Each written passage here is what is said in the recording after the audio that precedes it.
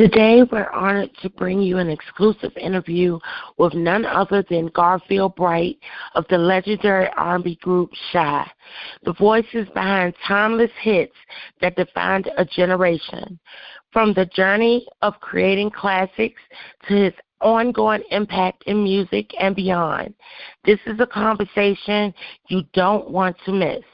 Get ready to vibe with your girl, Dyme, as we dive into the world of R&B greatness with Garfield Bright.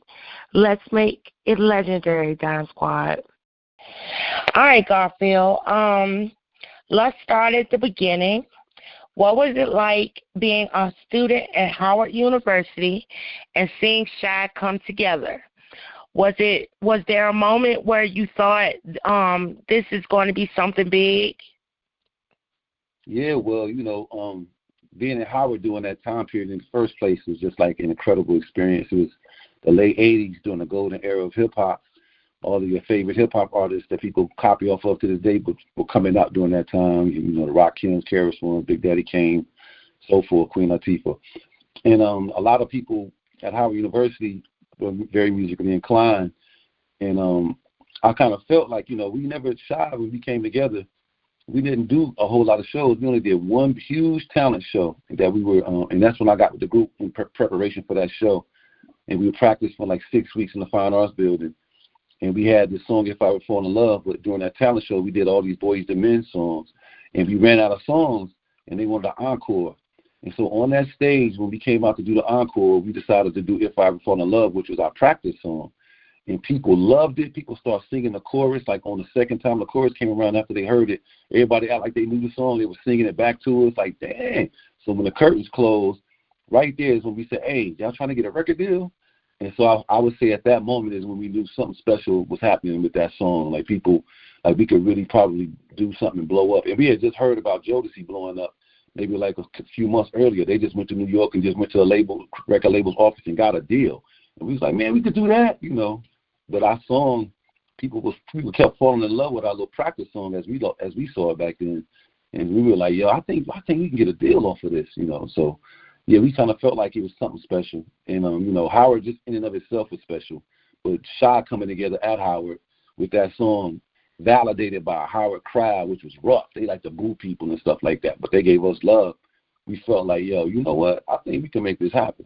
So yeah, that's how that went. Sweet.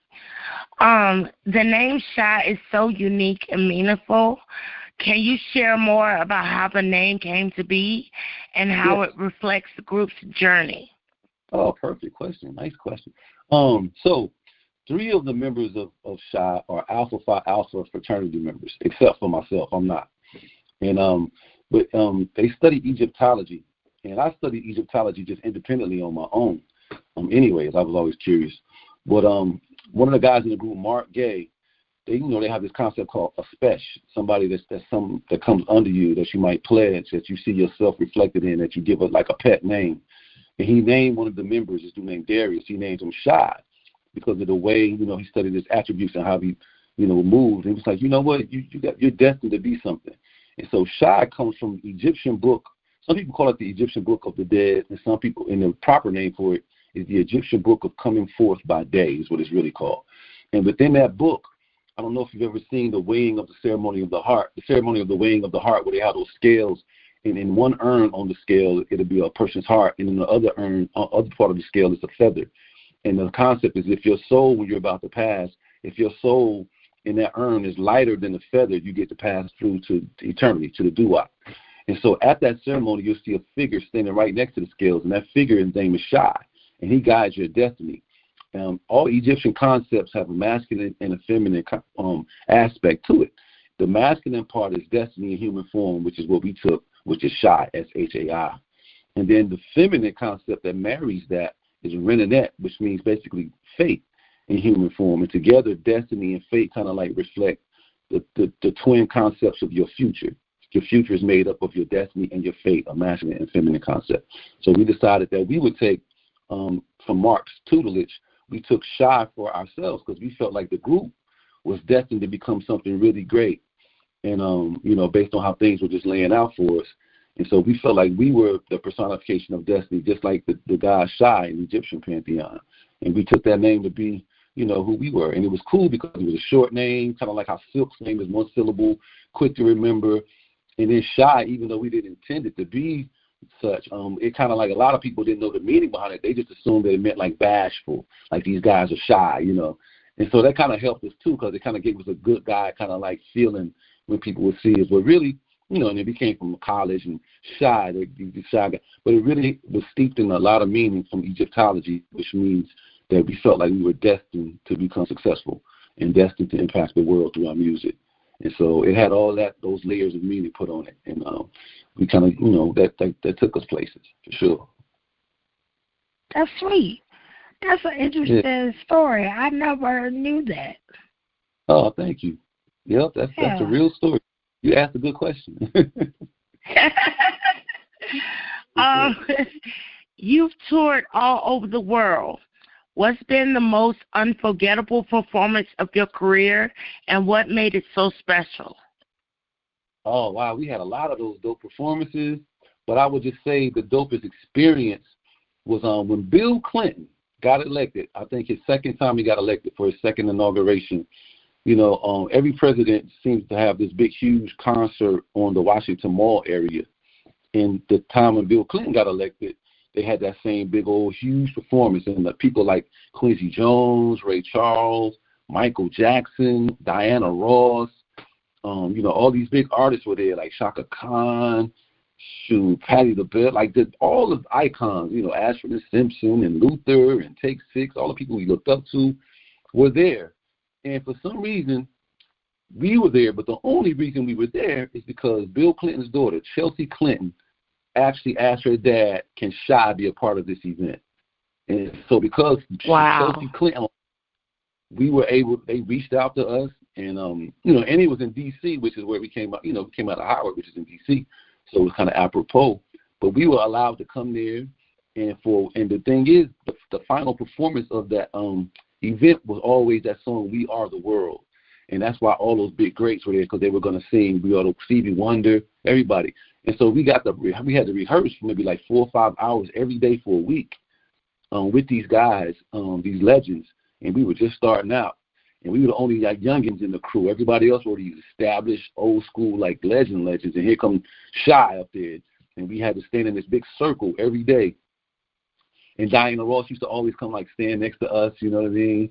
James Ingram, for rest in peace, would come behind us doing this real high note and then running back to his spot. And then Quincy Jones would look over our way because he'll think it was us, and then we'll get in trouble because James Ingram played a little joke on it. He'd be over there laughing while we get in trouble. Little stuff like that was going on. we got the mic, and then they had these makeshift dressing rooms that were outside. It was cold outside, but they had these like dressing rooms outside where they had like poles stuck in the ground, and they had these like real thick linen barriers in between where you could walk into the room, but it was really a big thick linen barrier as your wall. And they roommated us with Take Six, who was a group that we looked up to tremendously. So every day after rehearsal, we got to chill with Take Six, and of course their harmony is incredible. And we were a harmony group, and here they are in there telling us how much they love our stuff, and their stuff is incredibly incredible. And so that gave us a lot of confidence. And Luther was across the hall giving us props, and just all these big artists. I met Stevie Wonder, my hero. We had to pee. I had to use the bathroom in the they had the portable porta potties, but they had the real fancy, nice porta potty looking like it was like a whole bathroom, like 7 toilets and all that. Anyway, Stevie was next to me peeing, and I couldn't just be like, hi, Stevie. I couldn't call him by his first name, so I was trying to figure out what to call this guy because I had to meet him because that was my hero. So finally, and it was, men code is you don't speak to nobody while you're in the bathroom doing your business. So I was like, damn, well, I got to say something to this dude. So as we were leaving, I finally came up with, hey, Mr. Stevie Wonder, you know what I'm saying? And he would ask who I was. I told him what group I was in and stuff like that. And then he knew our stuff. He told us we were dope, basically, in his words. And that gave me a lot of inspiration, too, the fact that my hero, because I love Stevie, Donnie, and Marvin Gaye. Those are like my big three that I really grew up loving in the soul music, R&B world, and James Brown, of course. But those three, and I met one of them. He was just a cool dude. But it was the top performance for me because we got to sing We Are the World with all those legends, including Michael Jackson. And, we were on stage with all of these huge like I said, Take Six, Shaka Khan, Melissa Etheridge, Stevie Wonder, Diana Ross, you know, all these huge artists of the day. And little Shy was right there because of Chelsea Clinton. So that was an incredible day for us. And we got and then when the newspaper came out about the event, they had us as the people on the front cover. They decided to, out of all those big artists, they had Shy up there because we did the song Stand By Me with the guy Ben E. King, that Stand By Me when the night, you know, that whole thing. And we were the ones singing that with him. And they put that on the Washington Post as the you know, the picture for the event. And it was like that gave us even more of a boost. Like, dang, they picked us to be on the newspaper front page, you know, for this event. They could have picked Michael Jackson, all these huge, they put Shy right there. And so that show on so many levels was just huge for us. I mean, we did a lot of huge shows. Like overseas, there was a show called Top of the Pops, which was like a legendary show over there that people would clamor to fight to get on, and we were on that. And it was like huge, like Connie Minogue, way back in the day, was singing. She's an actress, but she was singing. She was on it, and she was huge. And this group called Take That back over Europe. We were at the equivalent of the Grammys over there in Europe one time. Got me singing. That's when I finally met Peeble Bryson, because he was there. And you know, met one of my other idols. That was a big show. We did the Apollo, and we did a tribute to Earth, Wind, and Fire at the Apollo. And we sung with the Stylistics on stage. Like, we were singing a song by the Stylistics on stage. No, that was another one at the Apollo. One of them was Earth, Wind, and Fire, where we sung a song. But then another, the Legends of the Apollo, we got to be on stage with the Stylistics, which was another group that it don't get no better than the Stylistics. That lead singer dude named Russell, with that high falsetto voice, singing them pretty songs. We were singing with this dude, and they loved us. Some old heads loved it. So it was a lot of dope shows that we got to do that stood out. But I would say that the inauguration, because Chelsea Clinton brought us there, because, you know, she happened to like Shy, you know, so that stood out to me. That was a heck of a show right there with all the legends. That's real cool. Let's see. Your book Lotus dives into some deep themes about culture and identity. What inspired you to write it, and how does it connect your work as a musician? Okay, well, you know, even though I'm in R&B world, I grew up a hip-hop head. You know, on the streets of Boston, Massachusetts, I used to be a b-boy. I used to go down and pop against people in competitions when they passing a hat around for money. You know, they give the most applause, and whoever gets the most applause. Like, I was in the crew that used to battle like that during the b-boy days. And so I was always brought up. Like, I went to the movies to see this movie called Beat Street at the theater. Like, you know what I'm saying? So I was a b-boy, even though I ended up being this R&B singer guy. So I was always in love with hip-hop. So when I got to in Cal State Northridge, I went there for a period of time after Howard. And I was in this organization called the Hip Hop Think Tank. And what it was we had an organization, and we had a magazine or a journal that we would put out where these people who were steeped in hip-hop would write about issues that affected the hip-hop landscape. And then we would present these articles, these researched articles that we were writing at conferences, because during that time period, it was a sexy thing in the academic world. Hip-hop started becoming a sexy thing to talk about, that people would invite you to present. And so we were able to present that journal. And one of the stories that I never got a chance to write about, because I wrote about other things to present it, which is how I got to Georgia State in the first place to get my master's and my PhD, is through this hip-hop think tank crew. But I had an idea that I never got to write about, which ended up being Lotus 3013. And it was like a project where what would hip-hop look like in the year 3013? And I started pondering that. And I was like, you know what? The way hip-hop is going, you know, with the commercial like Burger King and all the different co-optations of hip-hop, they don't even need black people in the commercials anymore to have a hip-hop theme anymore. They can do it without us now. And so my fear was like, you know what? In the future, hip-hop is going to be believed to be, you know, as it poses as pop culture, it's going to be a narrative that hip-hop was never black. You know, they're going to make it look like to the youngest who doesn't grow up with the origin in their mind, to think that hip-hop was a white creation. Hip-hop was going to be whitewashed, just like they do a lot of our other history. And so I wrote that book, Lotus 3013, under the premise that in the year 3013, hip-hop is believed to be a white cultural product, and it's a crew of people who know the truth. And then there's the antagonist of the thing knows that these people know the truth, And hip-hop, the last bastion of proof, is in this fourth dimensional brain world that, called the Hall of Masters, where this room exists that houses all of hip-hop's recordings from centuries ago, from millennia ago. Wu-Tang albums, KRS-One interviews, all the MTV stuff, all the stuff that showed all the black artists at once upon a time really existed was in this Hall of Masters. It was protected in this fourth dimensional world by these people called the Netics, who were telepathic and telekinetic. And they didn't speak because in the future, the truest resonance of yourself is not your fingerprint or your DNA, but it's your voice signature. And so it's these voice thieves by the antagonists called the Setillians, who are run by this dude named Master Set, who wants to finally some kind of way get into the Hall of Masters and destroy that last bastion of proof that hip-hop is actually coming from a black source, because he wants people to run in the hamster wheel of history-wise and cut off history. And he don't want that to be there because that's a threat to his narrative that hip-hop is all white. And, and he benefits from that narrative. And so it's up to these Netics to save hip-hop, to show the world that hip-hop is all black. And everybody who resonated or identified with hip-hop over the years had gotten locked up. And they made a whole class in prison called the penal class, that people who were associated with hip-hop, like how Trump is changing things now, they made it illegal for anybody to associate with hip-hop. They'll be put in jail. So everybody who was poppers, breakdancers, rappers, at some point got put in jail. And what was happening is behind the scenes, scientists was tapping in to these hip-hop people's brains using cathodes and anodes that were hooked to it, trying to secure this X factor that made the magnetic aspect of hip-hop pop, made it a thing. It was like a lab experiment going on in these prisons full of all these hip-hop people that they could not, the CIA made it to where they couldn't even get visitation. And so what happened was they would take these X factor and try to see if they can find out the magnetic properties of it, so then they can put it into their lands, to the architecture and stuff of all these cities and communities, so the real estate market could come up and investors from overseas would be more amenable to wanting to buy certain real estate because they had that hip-hop magnetic quality to it. But they took credit for it. They called it neo-hip-hop. And nobody knew that black people was behind that X-factor stuff being what they transferred over into like real estate and stuff like that in the first place to make it more, magnetic.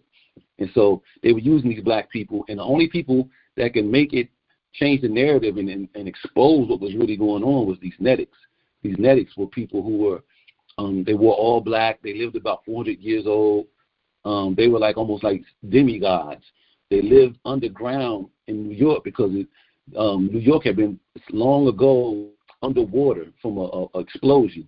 And the Bed-Stuy subway station, it was ammonia all in the ocean for what the ammonia buildups off the coast kind of proliferated the waters. But they had these people who understood sound frequency that were able to create these sound frequencies that could repel the water and keep it away. And they had this dope lab underneath in the Bed-Stuy station in New York City that was protected on all sides. Nobody can get to them because of the ammonia in the water. And they had that as their place of operation. So nobody really knew if they really existed. They were like mythological people. Nobody saw them, but they had a feeling they existed. But these were the last bastions of hope against Master Set on making sure that the world at some point realized that hip-hop was black. And so they would go into these prisons late at night with this technique called warping, where they were getting a cipher. And they only spoke in 8, 16 to 24 bar rhyme verse with all concepts, but it was mentally. And they would do this rhyme concept in D minor in their minds, and they would take them to that extra dimension, or they would teleport them to places. They would teleport to all these different prisons and let the prisoners, through a dream sequence, realize that hip-hop was black. They would make them literally dream about the Hall of Masters, and all of them was waking up the same dream. They was like, yo, I had this dream that hip-hop was black, And at some point, they were going to free these prisoners, and a new world would be established on the premise that hip-hop did come from, black folks. But it's this whole layered thing with the good versus evil concept, the black cultural products against the co-optation of black cultural products by the white superstructure. All these different things, just like a dystopian, Afrofuturistic kind of like feel to the whole thing. And it was just a brainchild of me speculating on what would happen in 2013 with hip-hop.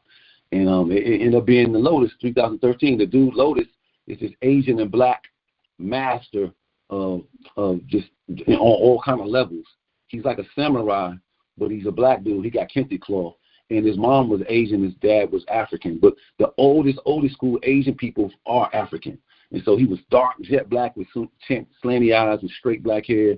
and he was nice with the sword, but he was also nice intellectually. He could figure different things out that nobody could figure out, and he was one of the champions that worked with the Netics. IC is the main guy from the Netics, AISEE. His name is IC, which literally, is foreshadowing because he sees, he has vision. But together, they kind of work together, and at the end, I ain't going to give the book away, but it was a positive outcome, and that whole plan, that narrative where they try to take hip-hop to be their own, it got thwarted, and the world once again understood not only that hip-hop was a black cultural product, but it was healing within it. It could be utilized for a high level of science as well as, therapy, like a martial art almost, as well as a cultural thing that you could dance to, that you can rock your head to and stuff like that. Like through that whole ordeal, people found out all the qualities that hip-hop actually possessed, and they came to the forefront, and people valued it more later in the game since it went through so much and was suppressed for so many years. But yeah, it was, they saved the Hall of Masters, rather. Master Set never got to get to it.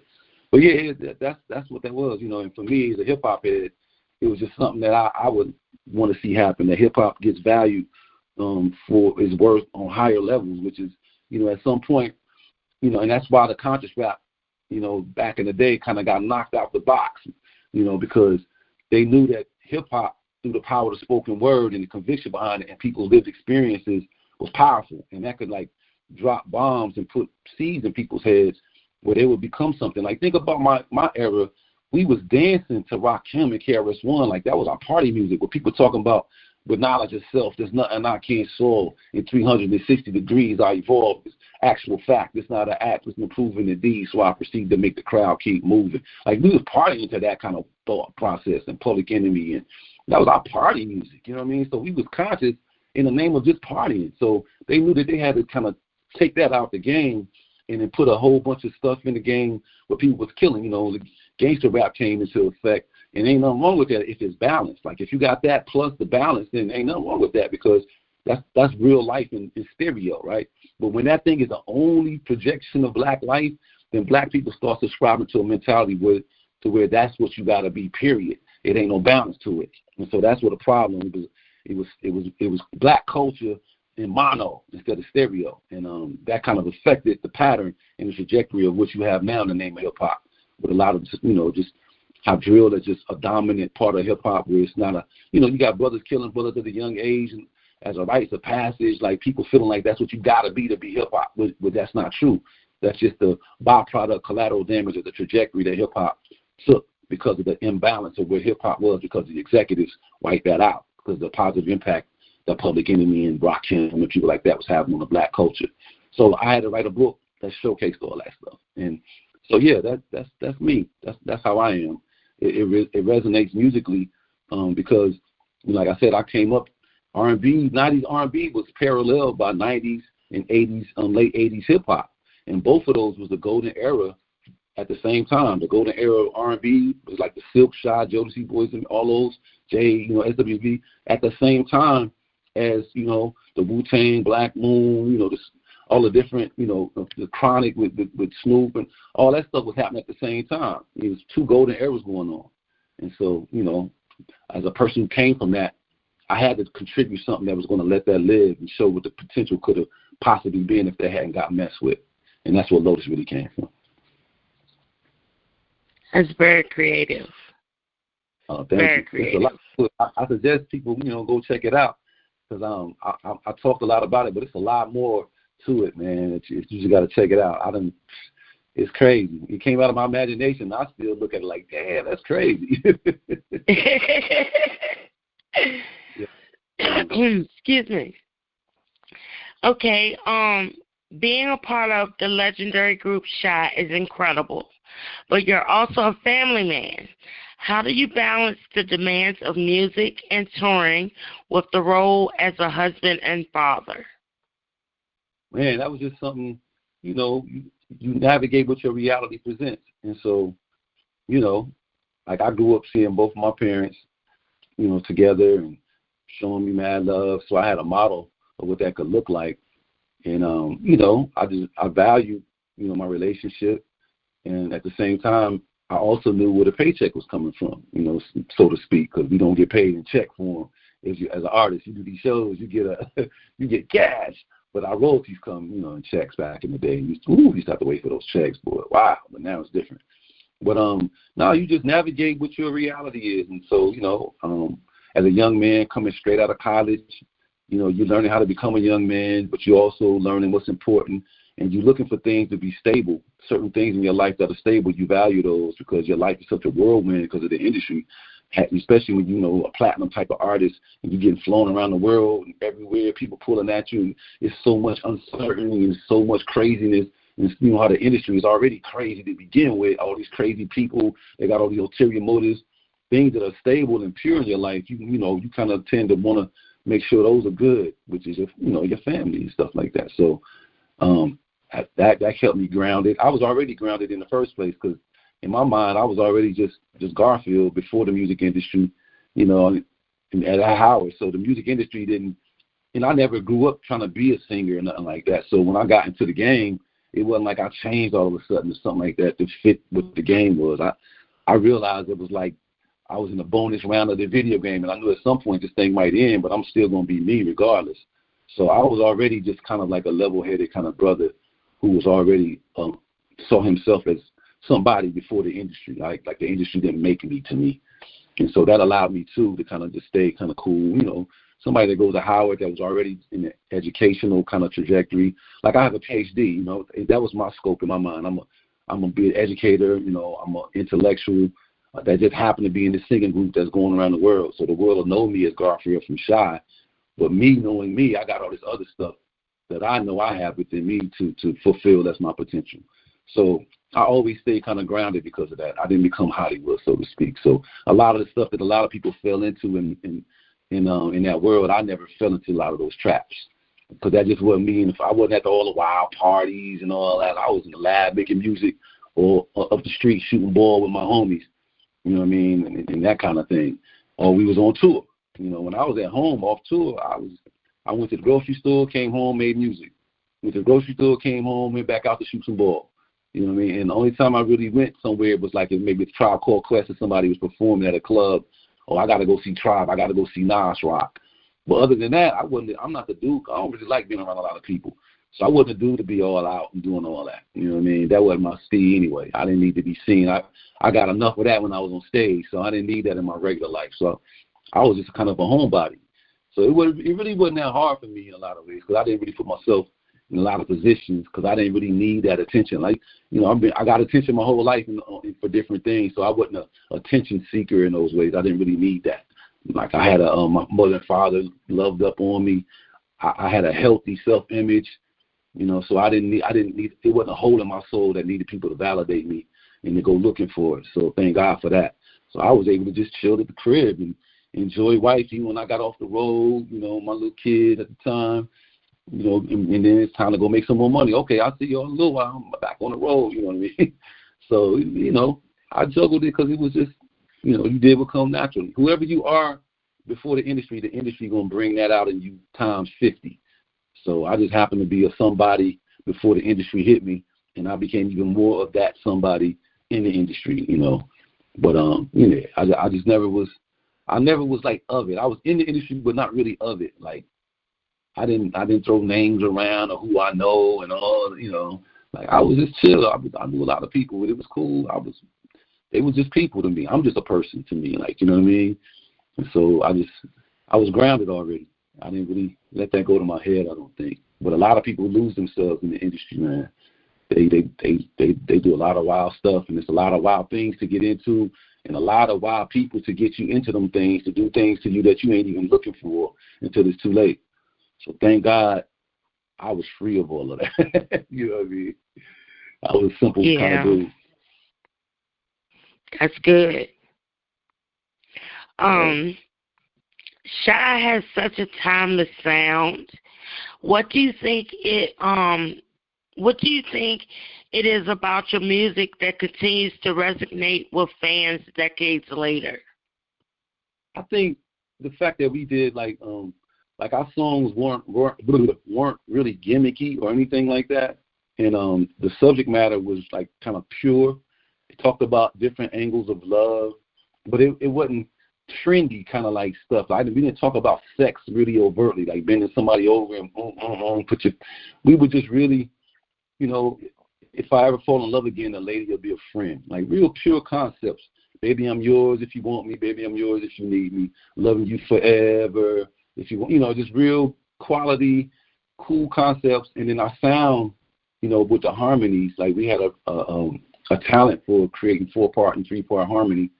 That sound was like a nostalgic sound that harkened back until like the Temptations and stuff that you would hear at the picnic with your parents, you know, with the Stylistics, you know, one of those with the OJs, all the different groups that did the harmony, pretty Philly international kind of sound. We kind of had some of that with us, you know, which is why Boys and Men is dope, and they'll always be dope because they had that same kind of energy. We had a little different version, but it's kind of the same style of, you know, quality lyrics, you know, even though Babyface, you know, they got to get them Babyface hits off. We actually wrote our own music. But it turned out good in the end because we get royalties off the stuff that we wrote to this day. That kind of sustains us. But, you know, we talked about love. And love can always win, especially when you're talking about it from a pure angle and you're presenting it, you know, in a pretty package like we did with our harmonies and our cadences and, you know, just the real soulful kind of way that we were able to vibe out. And then we switched leads, so there was no one dominant, you know, person that sung all of our leads. All of us switched off. You got to hear each person in the group. And then our backstory, you know, we were these 4 guys that came from a college, so people subconsciously kind of like related to us on the level where we were quality people in their minds subconsciously because we came from Howard. You know, a lot of little things, intangibles kind of like played in our favor and stuff like that. But our sound was real pure.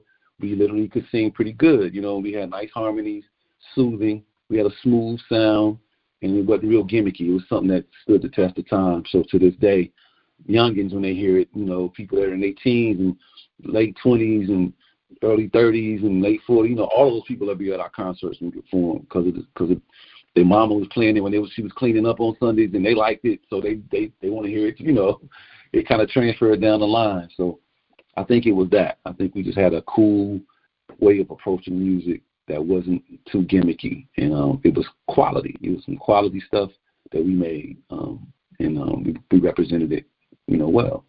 I think that's what it was. Along with a lot of other artists who did the same thing, but classic music for that time period too. Not just us, you know, like a SWV. You know, a lot of people had quality songs that people still wanted. The 112, the Drew Hills, you know, people that we tour with had quality hits, quality sounding music. Mint Condition, you know, of course the Jodeci and Boys the Men of the world, you know, stuff like, you know, a lot of the 90s artists had those pretty harmonies and just dope lyrics. Because people like to talk about love back then. You know, people don't really talk about love too much now. It's a different kind of narrative that lyrics kind of take form. Like, you know, like I love SZA, but that Kill Bill song, if you listen to them lyrics, man, that's hardcore. But she can write it, you know. But and I told you, I love Kill Bill because the melodies and how clever she wrote that. Like that was some clever pen. She had a dope pen. But when you look at the big picture, you know, like we didn't have that type of angle that we talked about love. Like, you know, we might have problematized love like Tony Braxton, you know, with Love Should Have Brought You Home Last Night. But the sound of it was smooth. You should have been with me. Women can relate to that. But Kill Bill was like, you know, some murder, kill, you know. But it was done with a beautiful voice, you know what I'm saying? You know what I mean? But so it's just a difference. And don't get me wrong out there, y'all. Like I love SZA. Like I think she's one of the dopest writers. I like her too. You know, she's incredible. The artist her. And you know, it's a lot of dope quality people out. Like Jasmine Sullivan. I'm a huge fan of Jasmine Sullivan. You know, just her voice alone. I don't even know if she even writes, but I just love to hear her sing. You know what I mean? Like whatever she sings on, I'm trying to listen. Lions, Tigers, and Bears caught my attention first, and then from there I was just like, yo, whatever she got, I'm listening to it. Yes. But you know, so it's, you know, I like a lot of. Your girl got a nice pen too. What's the little shorty married to my man that rhymes? She a little Asian Filipino chick. Like what's the little? She got a little bitty. She dope. Janae Yako. Yeah, Janae cool.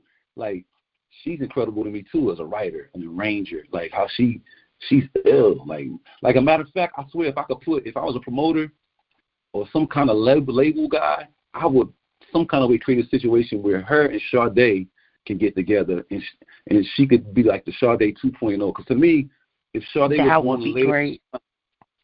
She reminded me of like a 2.0 Sade with just different, just a younger angle. But I can hear Sade doing a lot of her stuff, like the way her harmonies and her arrangement, just, a more modern version. So if they did a thing together, I bet they'd kill that. Like, I could see them killing something together. Yes, definitely. But, but I think Shy's music was timeless because of who we were looking up to as influences and stuff like that, were timeless groups and stuff that we were trying to make sure our stuff was quality enough to hold it down like they did. And, we had good examples. And then, like I said, we were lucky enough to write our own music. And, our taste in music reflected who we loved, and that had something to do with the kind of music we ended up putting out, So that's what it was. Okay. For fans who might not know, where can they find you and Shy on social media? Okay. Well, me, I have Instagram and Facebook and the Garfield Bright Experience. That's my page. That's my little handle on IG and at Facebook. And then Shy, you can find us on IG and Facebook. Shy 90s Official. And 90s is like the 9 with a 0 with a little S. Shy 90s Official. And you can see us on Facebook and on IG. And we also have a page called Shyroglyphics. But people always spell that wrong and never, get in there. And it's really just Shy, S-H-A-I, and then Roglyphics, you know what I mean? Like hieroglyphics, because Shy is Egyptian. So all of those pages, you can find Shy, and you can find me on my page. And, yeah, that's pretty much it. And then my book, GarfieldBrightOfShy.com, is where you can purchase Lotus, the book that I put out. And check that out in its entirety. It's an audio book and an ebook, and you get both of those for $25. You get both of those at once for $25, and you can read along. And the ebook is produced. The audio book, it's me speaking, it's me with the voice, and my twin sons. They did production like a score, like a movie. Like you hear, like in a tense scene, you'll hear like the tense music being played like it's a movie. Only thing is, it's an audio book and not a movie, but it sounds like it's created like a movie kind of feel to it. You hear all the production and stuff going on and everything. The cinematography. I gotta check that out. Yeah, so check that out. GarfieldBrightOfShy.com, and you can see Lotus and stuff like that. And I got a YouTube channel too. You can check that out, and it has. I have this thing called Curiosity Collage, where I visit certain concepts that weren't fully explained to me when I was a kid, but now I'm grown. I went and found the answer to these things that adults they weren't able to tell me when I was younger and stuff like that. And I'll create a whole research thing on that Curiosity Collage to talk about it. Like days of the week, like Wednesday. Why is Wednesday Wednesday? Why is it spelled like that? What does that really mean? Where does that come from? And I found out the answer to that, and I talk about it. Or like real estate. Like, why do they call it real estate? Is it something called fake estate? Why they got to say, I know it's real, I can touch it. Like, why y'all keep saying real estate? You know what I'm saying? How come y'all can't just say land or, something like that? Why is it all? And I found the answer to that, and I really dig and dive in. That one's a deep one, diving. And for Black History Month, I did like 4 Black History figures that are not often talked about, who had a big impact on our trajectory as Black people for Black history, not the usual suspects that you hear about. And so, check me out. The Curiosity Collage with Dr. Bright is what that is on YouTube. And so those are all my little projects. I'm doing some new music right now as we speak. It'll be ready soon. And I'm doing a new project. I don't know, a lot of people my age might remember Schoolhouse Rock. And I was mad when that went here. Well, I'm doing creatively through rhyming and through singing. I'm doing the same thing, updating it for now, dealing with all the language arts concepts like noun, verb, adjective, all that stuff, some civics concepts like the 3 bodies of government, how bill becomes a law, and some math concepts, PEMDA and all those different things that I'm putting all those like music and making them fun and making them more interactive so teachers can use it as teaching materials, and then younger kids who bored with these subjects, to listen to that and kind of get invigorated and learn through it because it's a rhyme or it's got a rhyming pattern as a song. It'll stick in your brain, kind of like how Schoolhouse Rock did for me. And I'm going to have it animated. I'm going to have a character, animated, so it'll illustrate the concepts that way too, along with the music up under it, just like Schoolhouse Rock used to be for us. So I'm creating that now, and it's called the PrEP Project. Perfectly Relatable Educational Products, PrEP.